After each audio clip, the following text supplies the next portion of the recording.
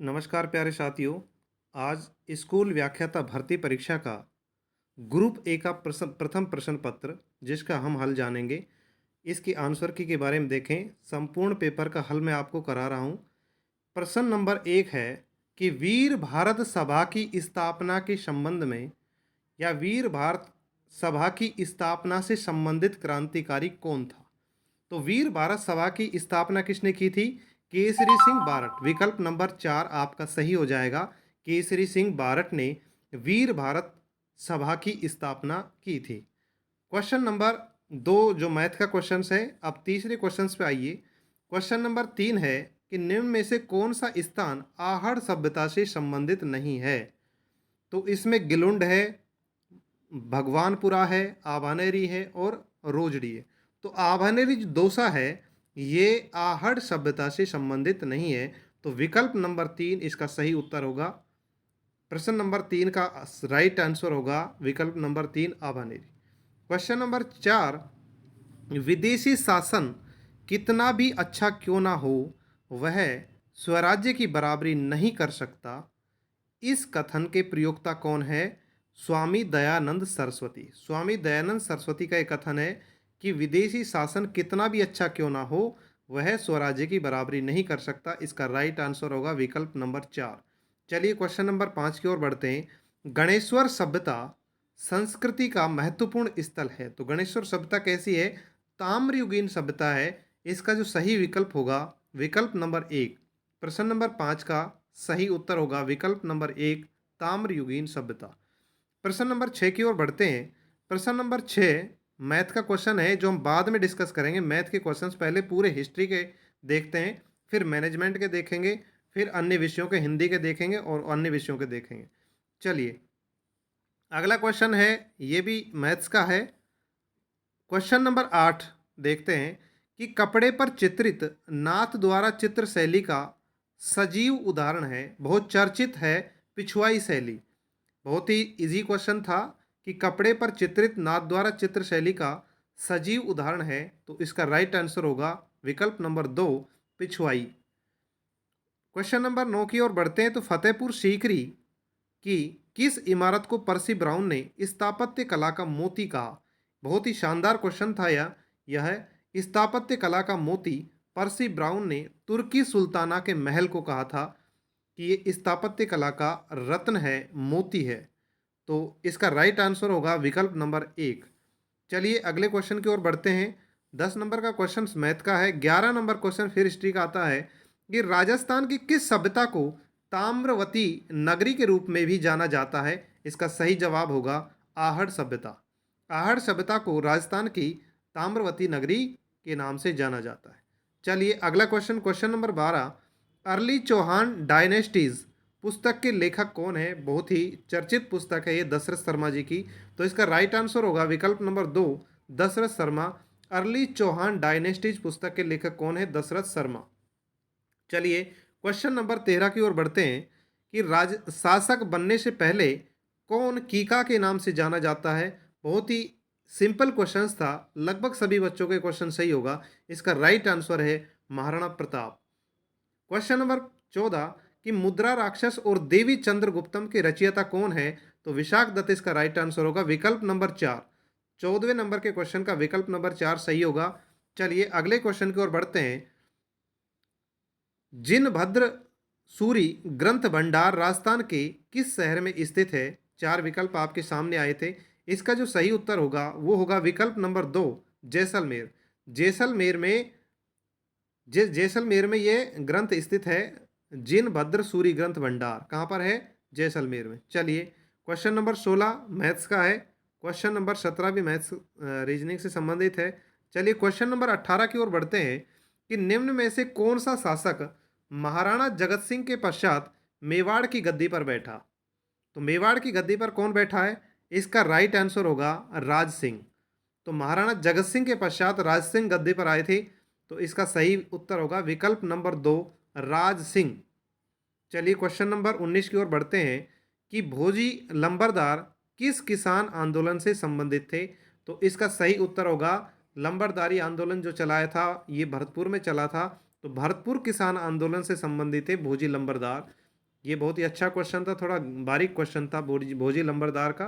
तो इसका विकल्प नंबर 2 है, ये सही होगा। 20 नंबर क्वेश्चन मैथ का है। चलिए अब क्वेश्चन नंबर 23 पर आइए। सुभाष चंद्र बोस कांग्रेस के किस अधिवेशन में कांग्रेस के अध्यक्ष चुने गए थे? तो आपको पता होना चाहिए कि कांग्रेस के दो ही अधिवेशनों की अध्यक्षता की थी इन्होंने, एक तो त्रिपुरा और एक हरिपुरा। तो हरिपुरा अधिवेशन में ये कांग्रेस के अध्यक्ष चुने गए थे। इसका राइट आंसर होगा विकल्प नंबर 1। चलिए क्वेश्चन नंबर 25 की ओर बढ़ते हैं। अलाउद्दीन खिलजी ने 1311 ईस्वी में जालोर को जीतकर उसका नया नाम क्या रखा था? तो जलालाबाद। क्वेश्चन नंबर 25 का राइट आंसर होगा जलालाबाद। अलाउद्दीन खिलजी ने 1311 में जालोर को जीत करके उसका नाम जलालाबाद रखा था। चलिए अब हिंदी के क्वेश्चंस आते हैं। क्वेश्चन नंबर 26, किस विकल्प में सभी शब्द अंक के अर्थबोधक है? तो अंक का अर्थ गोद भी होता है, अंक का अर्थ धब्बा भी होता है। तो इसका राइट आंसर आपका होगा विकल्प नंबर 4। क्वेश्चन नंबर 26 का राइट आंसर विकल्प नंबर 4, गोद और धब्बा। क्वेश्चन नंबर 27, निम्नलिखित शब्दों का की शुद्धता पर विचार कीजिए। 5 विकल्प है यहाँ पर आपके सामने: ध्यातव्य, औदार्य, सानिध्य, प्रवर्तक और यौवन। इसमें से हमें ये छांटना है कि किस विकल्प में सभी शब्द शुद्ध हैं। तो आपका राइट आंसर होगा विकल्प नंबर 4, बै, से और दे। ये आपका राइट आंसर होगा। चलिए क्वेश्चन नंबर 28 की ओर बढ़ते हैं। किस शब्द का संधि विच्छेद अशुद्ध है? कदापि, जगजीवन, जगत प्लस जीवन यही अशुद्ध है, क्योंकि जगत में हलंत आता है, जगत प्लस जननी, तो जगत जननी होगा। उसके बाद क्वेश्चन नंबर 29 की तरफ हम बढ़ते हैं कि किस शब्द में अनीय प्रत्यय का प्रयोग नहीं हुआ है? तो माननीय। माननीय शब्द में अनियर का नहीं हुआ, स्थानीय में भी हुआ, दर्शनीय में हुआ, रमणीय में भी हुआ है, लेकिन माननीय शब्द में अनियर प्रत्यय का प्रयोग नहीं हुआ है। चलिए क्वेश्चन नंबर 30, निम्नलिखित में से कौन सा एड्रेस का हिंदी समानार्थी नहीं है? अभिभाषण, संबोधन, मानपत्र और निवारण। तो इसका राइट आंसर होगा निवारण। चलिए अब ये इंग्लिश के क्वेश्चन है, इसको आगे करेंगे, लेकिन पहले हम मैनेजमेंट के जितने भी क्वेश्चन हैं उनको देखते हैं। चलिए मैनेजमेंट का क्वेश्चन नंबर 36 कि नेतृत्व की शैली को प्रभावित करने वाला कारक है। तो नेतृत्व की शैली को प्रभावित करने वाला विकल्प एक है कि नेता का व्यक्तित्व, समूह सदस्यों का व्यक्तित्व, कार्य की प्रकृति, परिवेश की प्रकृति। तो इसमें चारों ही विकल्प सही है, इसलिए आपका राइट आंसर होगा, कूट का चयन करना था, जो 3 नंबर का विकल्प है ABCD, ये आपका राइट आंसर होगा 36 नंबर क्वेश्चन का। चलिए क्वेश्चन नंबर आगे चलते हैं। क्वेश्चन नंबर आपको मैं देखते हैं मैनेजमेंट का अगला क्वेश्चन कौन सा है। हाँ, क्वेश्चन नंबर 43 को देखिए कि निम्नलिखित में से कौन सा कार्य शैक्षिक प्रबंधन से संबंधित है? तो शैक्षिक प्रबंधन से संबंधित तीनों कार्य ABC, यानी कि विद्यालय का संगठन भी है, गतिविधियों की योजना भी है, प्रणाली नियंत्रण भी है। तो ABC, इसका राइट आंसर होगा विकल्प नंबर 4। 43 नंबर के क्वेश्चन का राइट आंसर क्या होगा? विकल्प नंबर 4। चलिए अगले क्वेश्चन की ओर। 45 नंबर का क्वेश्चन है 45, राजस्थान माध्यमिक शिक्षा बोर्ड के सदस्यों का कार्यकाल होता है। इसका सही उत्तर होगा 3 वर्ष का कार्यकाल होता है, विकल्प नंबर 2, 3 वर्ष। राजस्थान में माध्यमिक शिक्षा बोर्ड के सदस्यों का कार्यकाल 3 वर्ष है। अगला क्वेश्चन कि पहली से 5वीं कक्षा के लिए यदि एक कक्षा में 61 से 90 के बीच छात्र भर्ती है तो RT अधिनियम 2009 के अनुसार कितने शिक्षकों की आवश्यकता होगी? तो 61 से 90 है तो 3:1 का अनुपात होता है, 3 शिक्षक की आवश्यकता है। तो राइट आंसर होगा विकल्प नंबर 4। चलिए क्वेश्चन नंबर 47 की ओर बढ़ते हैं। RSCERT का विस्तारित रूप है, तो इसका सही विकल्प होगा विकल्प number 1, Rajasthan state council of education research and training. विकल्प नंबर 1 इसका सही उत्तर होगा। चलिए अगला क्वेश्चन जो हमारा है, हाल ही में भारतीय खाद्य संरक्षण प्राधिकरण E-राइट स्कूल का प्रमाण पत्र, ये अलग क्वेश्चन है, करंट से संबंधित है। चलिए अगला क्वेश्चन है क्वेश्चन नंबर 51 कि निम्नलिखित में से कौन सा हेनरी फ्यूल द्वारा दिए गए प्रबंधन के कार्यों में शामिल नहीं है? तो संगठन भी है, नियोजन भी है, समन्वय भी है, बजट निर्माण नहीं है। तो विकल्प नंबर 2 इसका सही उत्तर होगा। चलिए क्वेश्चन नंबर अगला क्वेश्चन देखते हैं मैनेजमेंट का। तो अगला क्वेश्चन हमारे पास आता है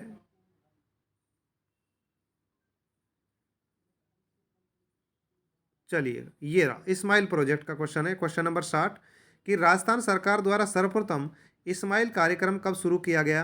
13 अप्रैल 2020 को।